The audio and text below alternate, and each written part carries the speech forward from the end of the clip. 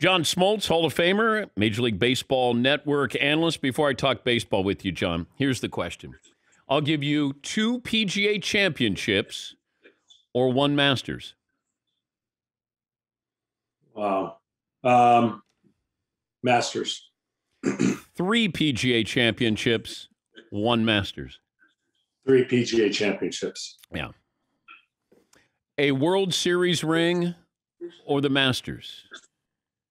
Well, I got a World Series ring, so I'm going to say the Masters.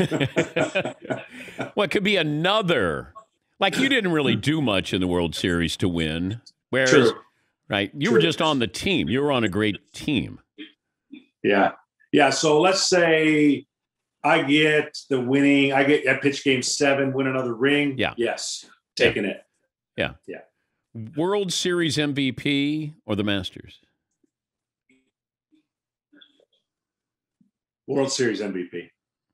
That's just another ring. All right, that's all I wanted to talk to you about, John. Thanks for joining us. That was so easy.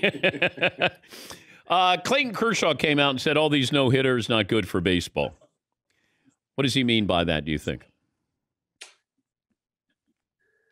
I'm not quite sure. I think I would follow him in the sense that, when you see the statistics everyone keeps talking about the statistics, right? Batting average, strikeouts, all those things. You start understanding that, hitting has been hard with the velocity that we have in our game today. So maybe that's part of what he meant. I, on the other hand, predicted that the no-hitter record on MLB Network first week of the season, I predicted there would be a record amount of no-hitters. So, hey, I'm all about being right. So 2 more. We need 2 more. Paulie, can you check the tape, see if Smoltz said this? We looked for it all morning. We couldn't find it? Yeah. Oh, it's on there. It was a bold prediction. It was one of these segments that make a bold prediction.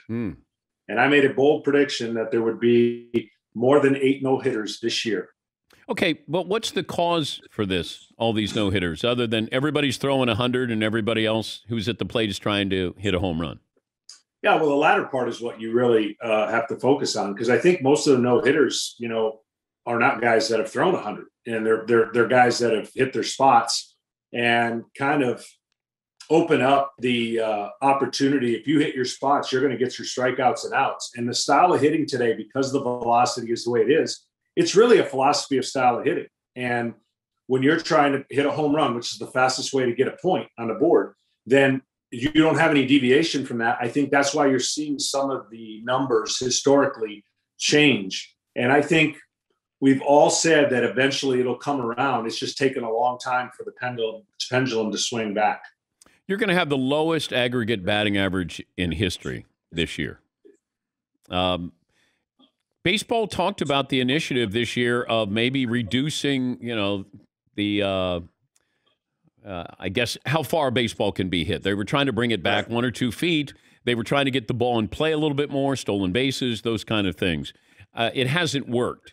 How does baseball, if that's what their goal is, get more involvement, more movement in the game? I think part of it, after we get through this year and then, next year gets worked out one way or another between the agreement, I think you're going to see some changes that take place in the game. They're starting some things in the minor league. And whenever people talk about changes, immediately everyone says, well, there's something vehemently wrong with the game. Well, to your point, you're stating the facts. And when you state the facts that overwhelmingly are historically not in your favor, then you look to make some changes to try to enhance or change the way people think. See, the only way you can change the way people think is to come up with some rule changes. Every other sport has done it. For some reason, baseball, people get all bent out of shape when we talk about changes. I'll give you a subtle change that not a lot of people talk about. I've heard some people talk about, but I think would help the game in both ways. If you lower the strike zone, you give the hitters a better chance at the velocity that we're seeing today to hit a ball that is at the top of the strike zone. You can't hit it today. And all pitchers are adjusting, and hitters are still trying to do what we talked about. The top of the zone is at the velocity we have. It's just too difficult. So a subtle change without making everybody have to change the way they play the game. I'm a big component of lowering the strike zone and giving everybody a better chance to hit that kind of velocity. that's in the game today. He's John Smoltz, MLB Network Analyst. Padres tonight against the Mariners at 10 Eastern. Then John will call the Cubs-Cardinals tomorrow on Fox.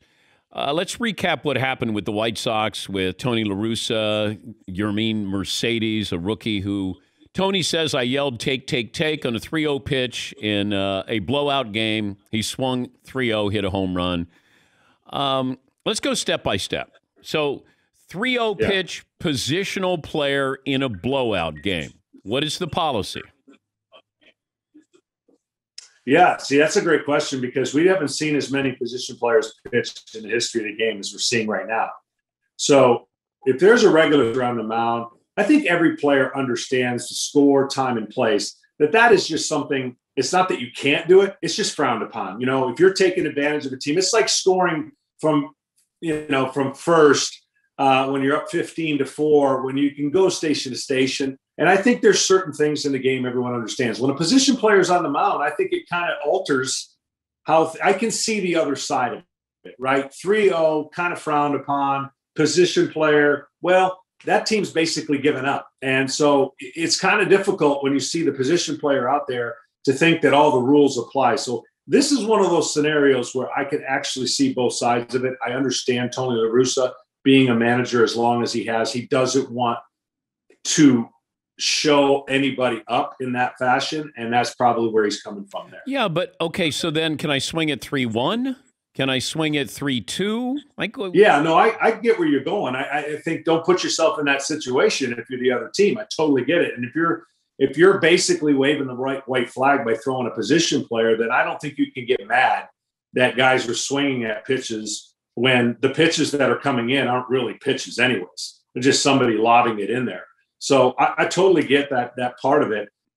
We used to have that rule where you had to have designated. They did away with that this year, and I think it's coming back, by the way, where you had to designate only a particular person that could pitch. You had to have so many innings because that to me is a whole nother subject. When you start throwing position players in a game, you start advocating for the 10-run rule that people I know have been floating out there. Why not just get a 10-run rule after 7 innings? And we don't have to have a position player out there pitching. Do you think that baseball would push for a mercy rule after 7 innings?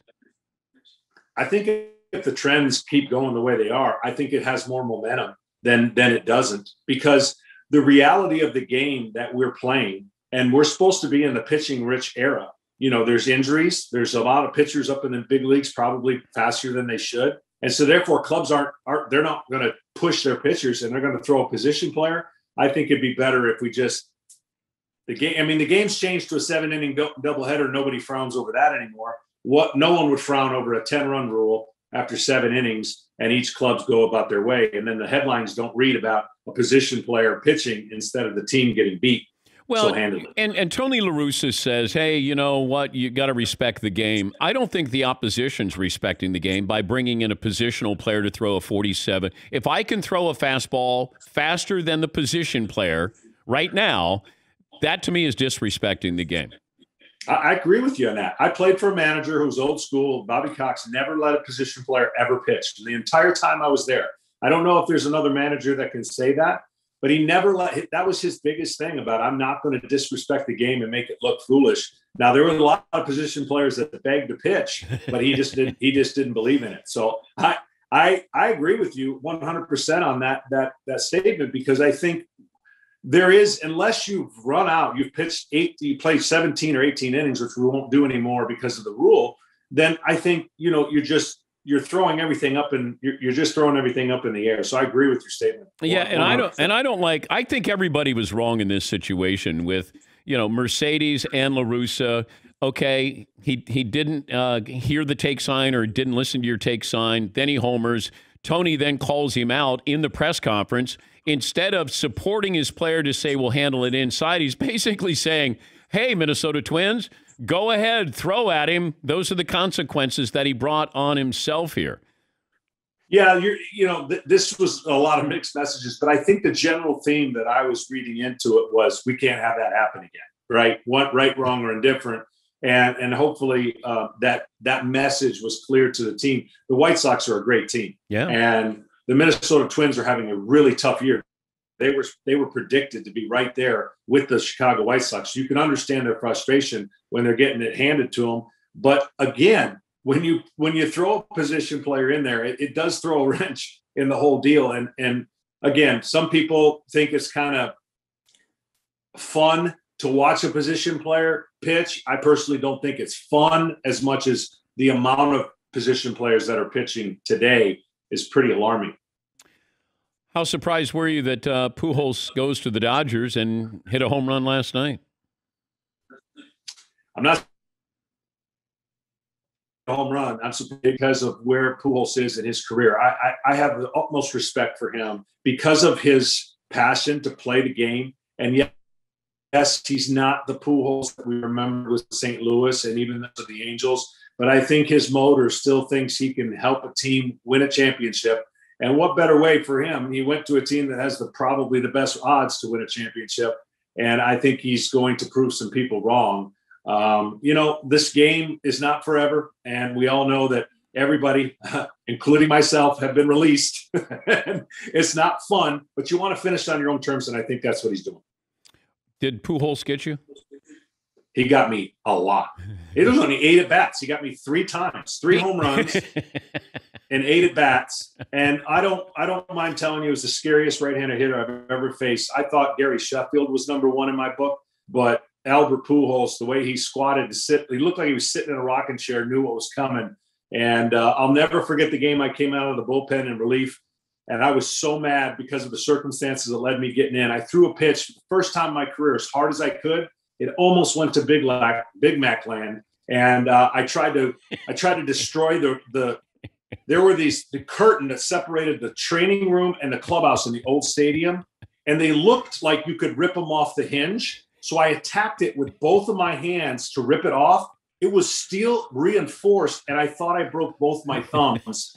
And I hid in the back of the plane, icing both of my thumbs, not letting anybody see what had happened. So, yeah, he got me. Okay. Is that peak Pujols, peak Bonds? Wow. That to me, I'm going to say Pujols because I felt as a right-handed pitcher, I should always be able to have the edge against a right-handed hitter. Left-handers definitely had an edge against me. So I'm still going to say Pujols only because I felt like I should have done better. Bonds I faced for 100 times. Pujols, I don't want to even think about what that would have translated.